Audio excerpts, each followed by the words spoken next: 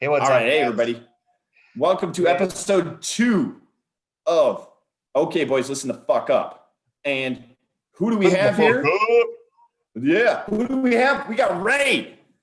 We got It's about time. um Epstein rope virus. We've got what was the second name? I don't know. Locked Uh, and loaded. Call And of then it's Duty. torn ACLs. And then Call, what was it? Call of Duty bomb threat. Call of Duty. Call of Duty, which was a good name. Yeah, I thought it I was good. liked Call of Duty.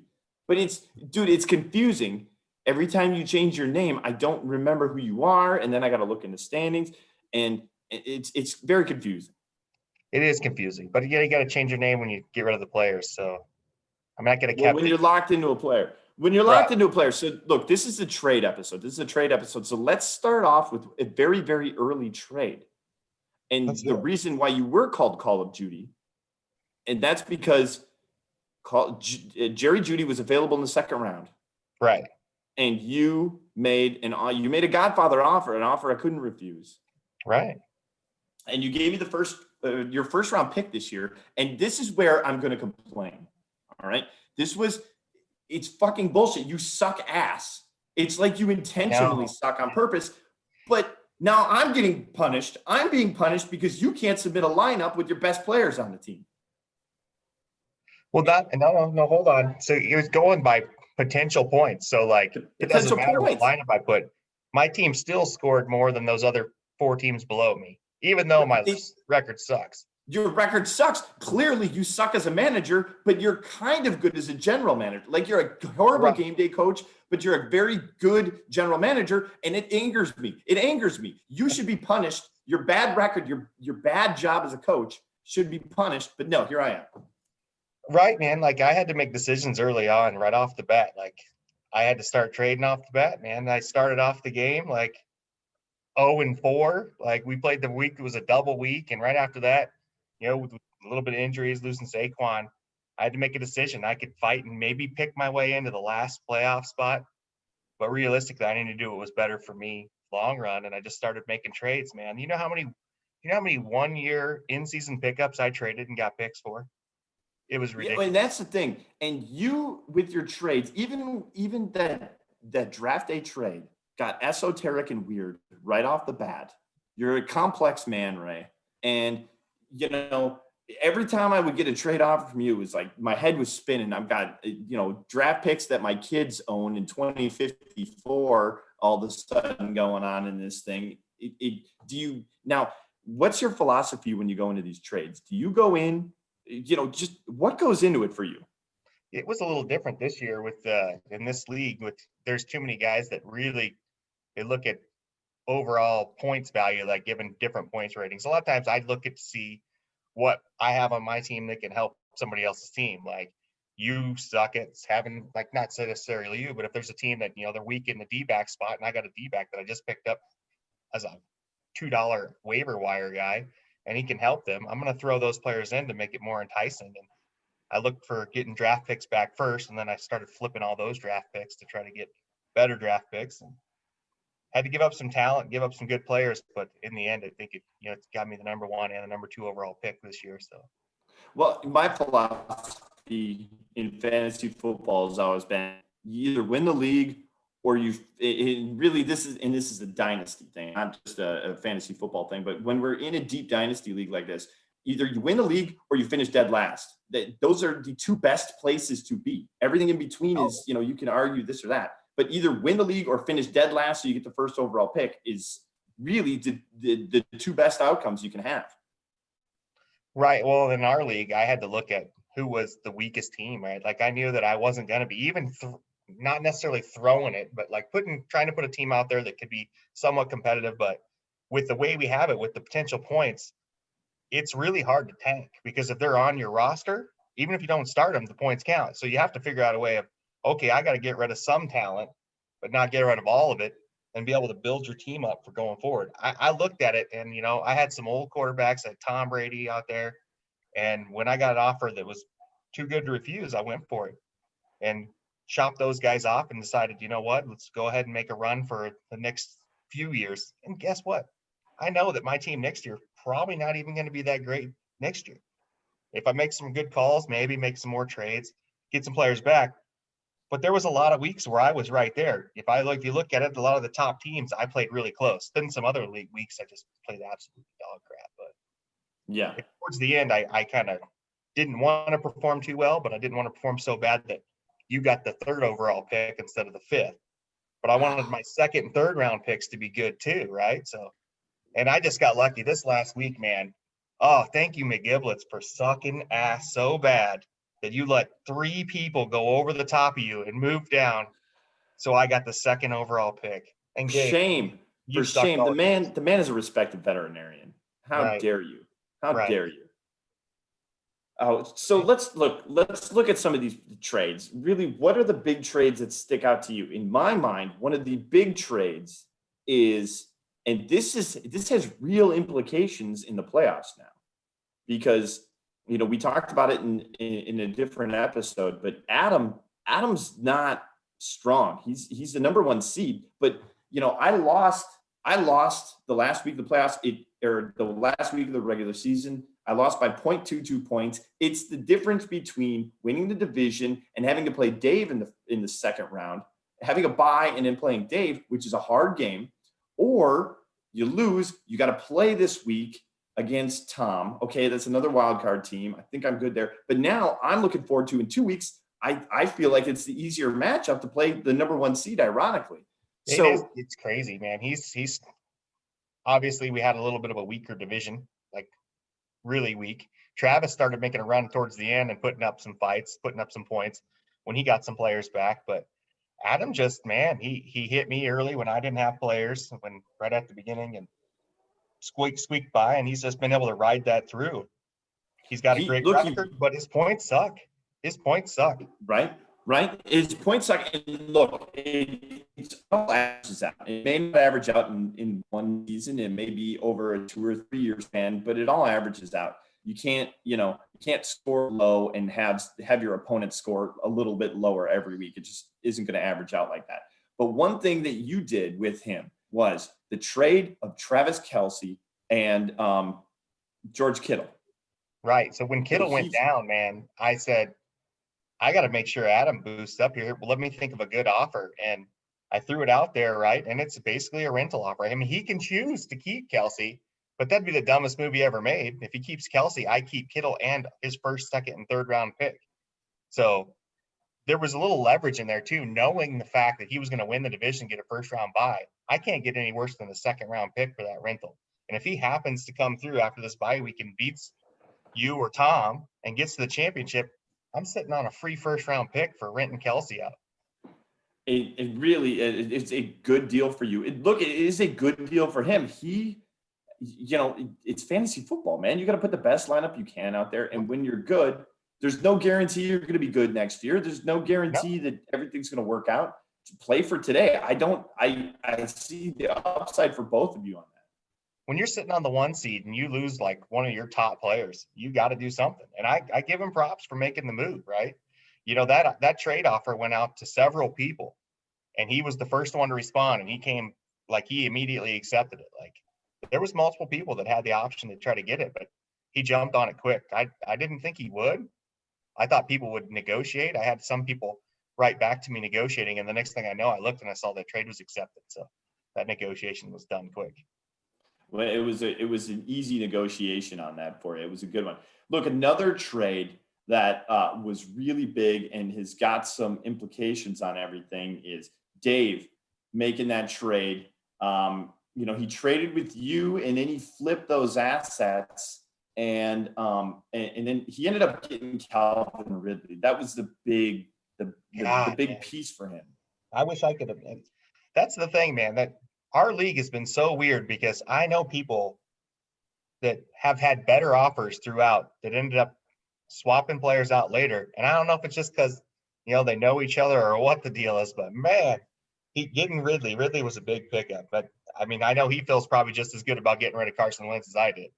I didn't want Carson Wentz anymore, right? I leveraged a big chunk of my season on Carson Wentz before it started, thinking, and not just this league, in a few different leagues, thinking, you know what, this is going to be the Carson Wentz, got a couple years removed from that surgery. He's going to be better this year. This is the year to come back. Man, I was wrong. but I'm glad he's gone. Well, yeah, and so you got rid of him, and you kind of got lucky in it. Look, at the beginning of the season, all signs pointed to Carson Wentz returning to form, being good. He's healthy. He's going to be able to go. He's fallen apart. He's fallen apart unlike anybody his age and his skill level that we've ever seen. I think they Right. did some comparisons, and all the other players that fell off the earth like that, it's because they were in their late 30s and they were Yeah. on their way out the door. It doesn't happen like this. And the guy's got no confidence, man. He's just getting hammered back there in that pocket. There's no pocket. It's collapsed around him every time. But I mean, you were talking about Calvin Ridley in that trade. You're talking, so McGillicuddy gave up Goff, Calvin Ridley, and Justin Simmons, and a second-round pick. Justin Simmons, man, he's a player too. Like, He could score. you don't think about it, those secondary and stuff, those defensive players, you underestimate them, man. They can put points up. Justin Simmons can score. Look, I got defensive backs and linebackers that I wish I could start 4 linebackers because they're more consistent than my running backs. Yeah, absolutely. I mean, yeah, Lee. I'm looking at the Joe Mixon is the big deal in that trade of his. You know, he gave up Joe Mixon, he gave up Carson Wentz, Brown and Rapp. But Joe Mixon, I mean, if he comes back to form, he's got that foot injury, and I mean, those can go wrong, and you know, guys never get back to form. But yeah, I mean, I think Dave. I mean, if you're judging those, I really feel like Dave won that trade. Like if you're breaking down numbers, and I know Dave, like you got to expect if Dave accepted a trade, he feels like he won because he puts a number value on every single player, and you got to really push him to get it going. To his credit, though, like, you know, he makes reasons, he can show it out, and he'll put the points up there and say, this is what I'm seeing. And you got to kind of come to ground. When I deal with Dave, I start so far drastic because I know we're going to get to the middle because he ain't going to let it not, right? Yeah. So you got to be crazy with him. Now I want to talk about a trade, and it was the trade you just made. There's been some lots.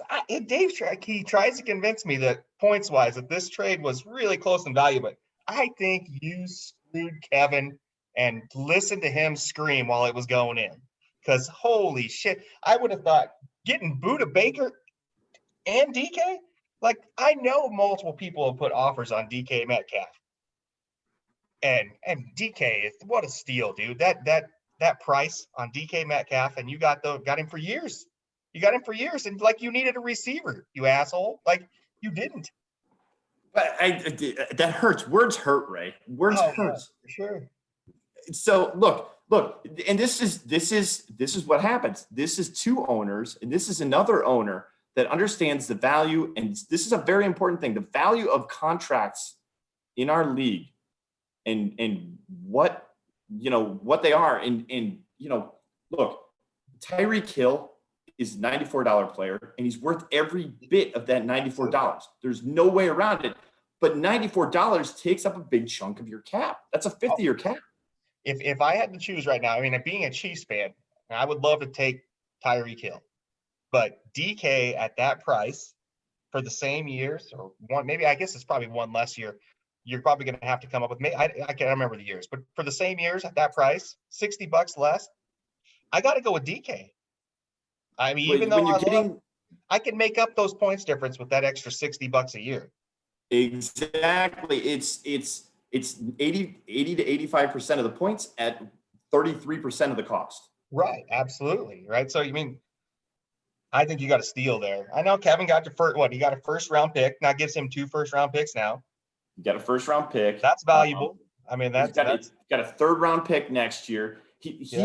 He identified some players on my squad, and this was my philosophy early on going in, and this is the value of these draft picks, because the third round pick that I had, who didn't look like he was a second round in the NFL draft. He went second round. Denzel Mims out of Baylor. He went to the Jets. It's a bad situation, right? The Jets look terrible. Well, he goes on IR early in the season. I'm like, oh man, I threw away a third round draft pick, right? I could have, and I look around at some of the other stuff that people got, and I'm like, oh man, I could have got that and that and that. Well, he comes back from IR, and the Jets are dog snot, and he's scoring points. He's catching balls. And he's catching balls from Joe Flacco, and he's catching balls from Sam Darnold. Well, what's going to happen next year when there's no Adam Gase and there's Trevor Lawrence. Trevor Lawrence. Trevor Lawrence is throwing those balls. Oh, it's Trevor Lawrence or Josh Fields, right? They're taking either Trevor. I'm assuming they're taking Trevor Lawrence. I mean, he's only been hyped as Jesus for 2 years now, 2.5. I got to feel like he's getting Trevor Lawrence. But if that line doesn't get better, Trevor Lawrence is good. He might be super talented, but is it going to be much better? I mean, they got Jamison Crowder there, and they got Mims. Crowder's been playing good. I got him on my team. I picked him up. Crowder's always good. Crowder's a solid sleeper guy. And if you don't play fantasy, and it goes back to what you were saying about those defensive guys. If you don't play fantasy, you don't realize how consistent and good some of these players are. Jamison Crowder's a good player.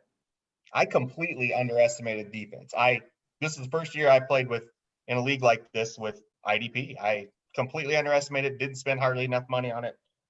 And not that you have to. You could get some linebackers and you get some safeties for cheap. But guess what? You don't get them for very long. You get them for a one season. Now they go back up for bid. You don't have them at the beginning of the season probably. It's not consistent. Like consistent scoring, that's been your MO, man. Like you've been able to score consistently, put up a decent number every time. You don't have too big lows. You got some pretty big highs. But, you're right in that middle ground in that 240, 250 range. 240, 250 should win you games. 15 points a starter on average, 240 points, man. You can kit right there. It should be a good team. And you got it. The most inconsistent thing in these leagues, I've participated in dynasty leagues with IDPs for a while. The most inconsistent thing is the defensive lineman. Oh, yeah. You have them in for 1 year, they're great. And the next year they can't do anything. It's very difficult to get one that scores a lot. And so Rob Van Ling went and got Myles Garrett.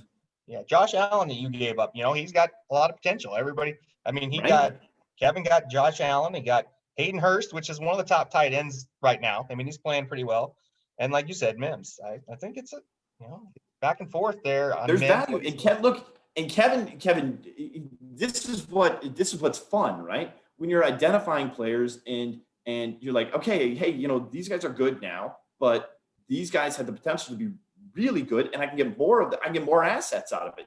And he looked at it and he said, hey, I can get more assets. And in a perfect world, Denzel Mims turns into a stud receiver, and Josh Allen reverts to form like he did last year, and he gets double-digit sacks. And Hayden Hurst, like you said, he's a top 6 or 7 tight end, and well, geez, he got a bunch in return. It doesn't look like the highway robbery that it appears to be initially because you got two. Look, I got two big name guys. There's no doubt about it. I got 2 big name guys. I paid for those 2 big name guys. Yeah, you paid.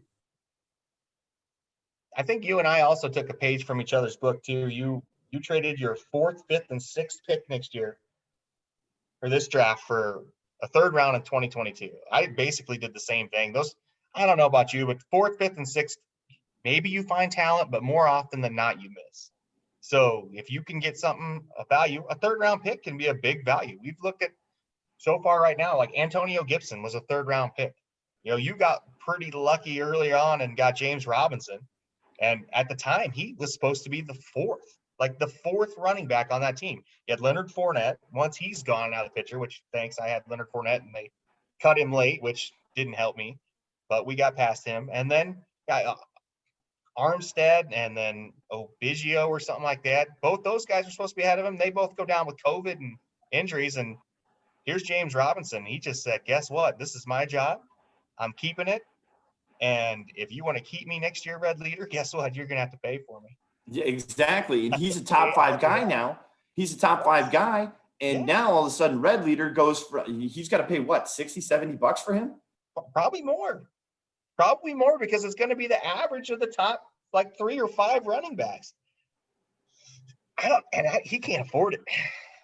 He cannot afford it. No, he cannot. He cannot afford it. So guess what? He's James Robinson. Make trades, cut some people, or he's going to have to come up free that money agency somewhere, or he's back on the What market. I heard is James Robinson free agent next year. I'm hearing that same thing. You got a chance to pick him back up because he doesn't. I heard he doesn't like the culture on Red Leader's team. That's what I'm hearing. But you got to think. So you got McCaffrey, he's like a what, $126. You Yeah. got Saquon, which is like 116, and you got Dalvin Cook, which is 110. So if it's the average of the top three, James Robinson is gonna be a $100 player. He's a $100 player. Dude, that was expensive. Keep him, unless you let him go free agent and you try to bid on him, But is somebody's gonna pay? Somebody's gonna pay to get James Robinson. Somebody's going to pay. You got proven talent there. Look, the guy was an undrafted free agent. If you watch any Jacksonville games, he does not play like an undrafted free agent. No, he doesn't. He deserved to get a spot. It goes back to it, man. If you can play, there is a spot for you in the league. The ball will find you, right? That's what they say. Yeah. If you can play, the ball will find you. Now, we just talked about not being able to afford stuff. I made a trade, and I don't know. I made a trade fairly early on where I traded Mike Evans away. And I got like a 2nd-round pick, 2 third-round picks, and a 4th-round pick.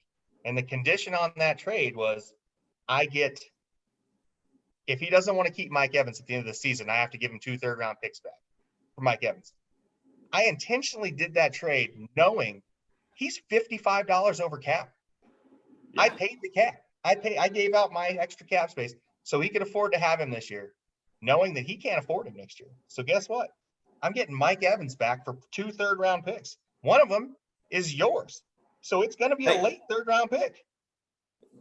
Yeah. And one of them's Dave's, I think. So they're 2 late 3rd-round picks. So, hey, it was a light rental. If you could afford it, you could do some things. You can really get creative and take advantage. And you are the maestro of the trades, right? And you look at these things, you look at cap space, you look at what everybody else has on their roster, you're doing the homework.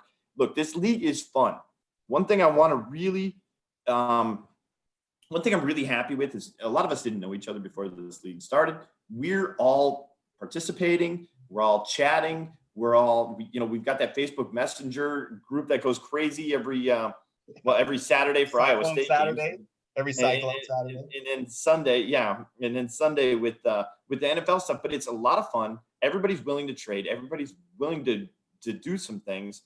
It's fun. It's a good time. People are, for the most part, have been pretty darn active. So, and we talk about the trades. There hasn't really been one extremely horrible trade. There was one trade, Dave, if you want to jump back in. Dave screwed Gabe, and the committee came through and made Dave give up an extra 5th-round pick because guess what? Come on. Poor Gabe, man. That wasn't Gabe. That was 7-move Juju fruits moves too. Like that wasn't Gabe. That was Shane, wasn't it? That I had to give up the 5th rounder for. I don't know. I felt like it was. I mean, you know what? I say Gabe just because Gabe's been screwed over so much. And he's had Juju. He's had Juju just as many times as I had, though. I have That's Juju true. back currently, and I'm actually happy to have him now. But at the time, I needed to use him to move him because when I brokered the deal to get Juju, I already had Juju dealt. So I had to finalize that one before I could finalize the other one. Well, no, that was the Le'Veon Bell trade. Yes. Is that the Le'Veon Bell trade? But I that got was Juju early for Le'Veon. Look, and look at Zadarius Smith's total points this year, and look at Le'Veon Bell's total points this year. I mean, hindsight's 2020. Let's not kid ourselves, but that Jets offense. Anybody on that Jets offense? Oh, it's rough. It was pretty damn ugly. I mean, I'm still not. Oh, good. I just gave up a 4th-round pick. Like I give up a 4th-round pick for Sam Darnold. It could be a hit or miss, but like we were just talking about, 4th rounds are hit or miss. If Sam Darnold, and I really think Sam Darnold is going to get traded because they're not going to keep Sam Darnold when they go take Trevor Lawrence. And I got to pray, man, if he goes someplace like Bill Belichick with Patriots, I got a top 15 quarterback probably in Sam Darnold. Right now, he's not even a starter, really. I mean, he is, but he isn't, right? No. I'd rather take Taysom Hill. He is, but he isn't. But here's exactly. And Sam Darnold's going to find the right spot, and there is a spot for Sam Darnold. And Sam Darnold can be a good quarterback. Look, you traded a 4th-round pick for a lottery ticket on Sam Darnold. Sam Darnold, there's a reason he was a top 5 draft pick, right? And nobody was murdering the Jets for picking him in the top 5. He's a good player. He's in a bad situation. And I don't know how Adam Gase has a job. But look at, so in my eyes, the player, we talk about teams, we can work it on a different podcast that isn't about the trades. But in my eyes, the one player that I've got that is more valuable than any other player on my team is $6 for Ryan Tannehill, because he puts up points and he goes, but he went to a different team, different situation, and then he excelled. And I think that you're going to see the same. Sam Darnold has the opportunity to do the same thing. Go to another team, and all of a sudden, hey, this guy's a good starter. And then all of a sudden, now you're living with Sam Darnold super cheap for a 4th-round pick. And look at you. Now you've got one of those very valuable assets. And the same could be said for Carson Wentz. If Carson Wentz gets in the right spot where he has some protection, maybe he comes back to all the hype. Maybe not. Maybe he's Mitchell Trubisky. At least neither one of them are Josh Rosen. Josh Rosen was the worst NFL draft pick I think I've ever seen. Probably worse than Ryan Leaf, but maybe not. I don't know. But we're getting kind of long in the tooth here. I do want to say one thing. We talk about this. We talk about Boss getting into the playoffs and being a top seed. And the one thing, when Dave just posted all the stuff about Pro Bowls, I can see why my division sucks so bad. And I'm just going to call my own division out. When we have a couple competitive starting quarterbacks, we have in Josh Allen and Lamar Jackson. So we're doing okay there, but holy crap, man. Our wide receiver core is dog shit. It is trash. And it is the reason why our division has sucked. Like we don't have very good wide receivers. And so maybe when it comes to trades and it comes to the draft, if this division is going to be any good, we're going to have to. Like if we want a chance to win a Pro Bowl, it's not about those Pro Bowls. That's for fun, but I mean, you can see where the talent is, and you guys drafted well, and that came with good trades, and you guys built up some squads there. Your division, somebody's got to fall apart. I mean, somebody's got to fall apart, but that's for later. Yeah, we'll get there later. All right, let's wrap this up. Good talk on the trades, the maestro of the trades, Ray. We will see you on another episode, folks. First and second pick, I got them both. Second pick is available. Oh, but not the first. Not the second first. Pick is available. Trevor Lawrence. Mine. That one's good. If it was the right offer, I would trade it, and I will pick the second pick. But that second pick is available. Spoiler alert: they're all the right offer if you give enough for them. That's right. All right, man. All right, see you guys. See ya.